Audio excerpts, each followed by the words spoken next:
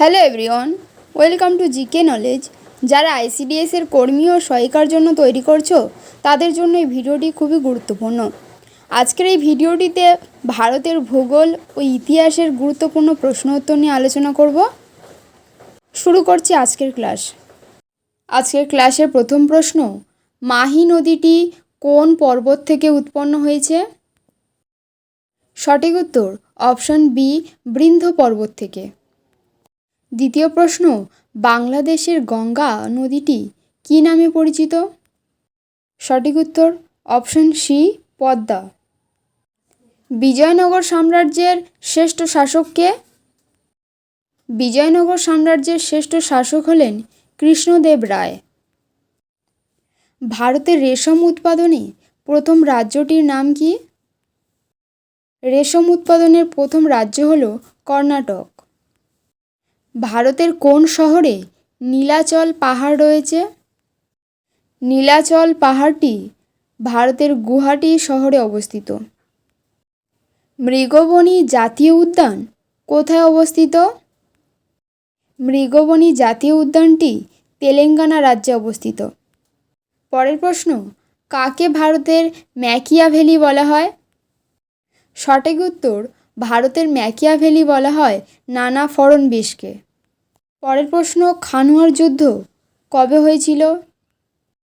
1527 খ্রিস্টাব্দে বাবর ও রানা সংঘের মধ্যে খানুয়ার যুদ্ধটি ঘটেছিল।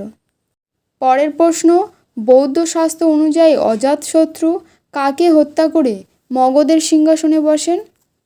সঠিক উত্তর অপশন বি, বিম্বিসারকে হত্যা করে মগধের সিংহাসনে বসেন। পরের প্রশ্ন, দার্জিলিংয়ের সিদ্রাপং ভারতের প্রথম কি? ভারতের প্রথম জলবিদ্যুৎ কেন্দ্রটি দার্জিলিংয়ের সিদ্রাপংয়ে অবস্থিত।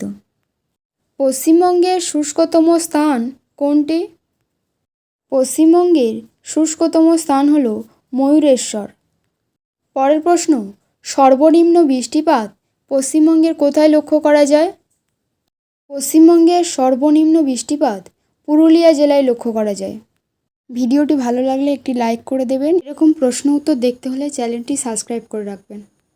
নেক্সট প্রশ্ন, আইহোল প্রশস্তি এটি কার রচনা? আইহোল প্রশস্তি এটি রবি কীর্তির রচনা। নেক্সট কোশ্চেন, দিল্লির কসাই নামে কে পরিচিত? সঠিক উত্তর অপশন ডি, নিকলসন দিল্লির কসাই নামে পরিচিত। ভারতের দীর্ঘতম প্ল্যাটফর্ম কোথায় অবস্থিত? ভারতের দীর্ঘতম প্ল্যাটফর্ম হুববুলি, এটি কর্ণাটকের অবস্থিত। এবং ভারতের প্ল্যাটফর্ম সংখ্যা বেশি সবথেকে হাওড়ায়। আজকের ভিডিওটি এই পর্যন্ত, দেখা হচ্ছে নেক্সট ভিডিওতে।